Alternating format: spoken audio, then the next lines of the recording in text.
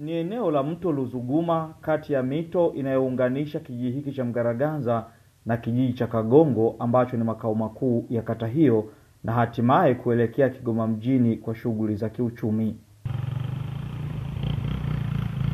Wakazi wengi husafirisha bidhaa kwenda mjini au kutoka mjini kuja kijiji hiki kwa gari au pikipiki, lakini kutopitika kwa urahisi kwa zaidi ya miaka miwili kumewafanya wapaze sauti.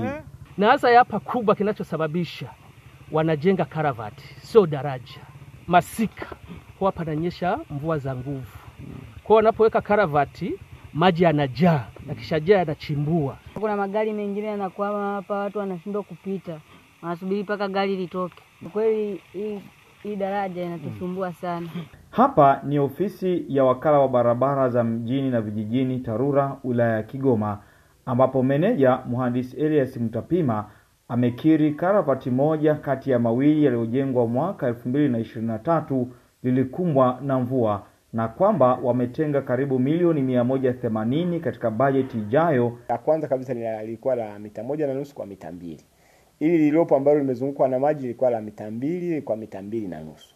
Kwa hiyo tunategemea tutajenga karavati ambayo au box karavati ambayo itakubwa zaidi ya hilo, ambayo itakuwa karibia mita 5 kwa mita 5 kwa mita 3.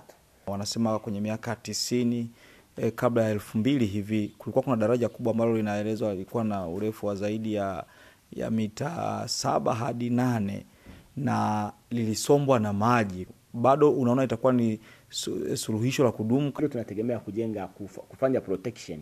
Yaani tunategemea kuweka na gabion, ambazo gabion hizo zitasaidia mto kuongoza kusudi maji yaweze kupita kwenye eneo yake yanayopaswa kupita. Utekelezaji wa mradi wenyewe ni kwa siku 180 kwa maana ya miezi 6 tangu itakapokuwa imeanza utekelezaji wake.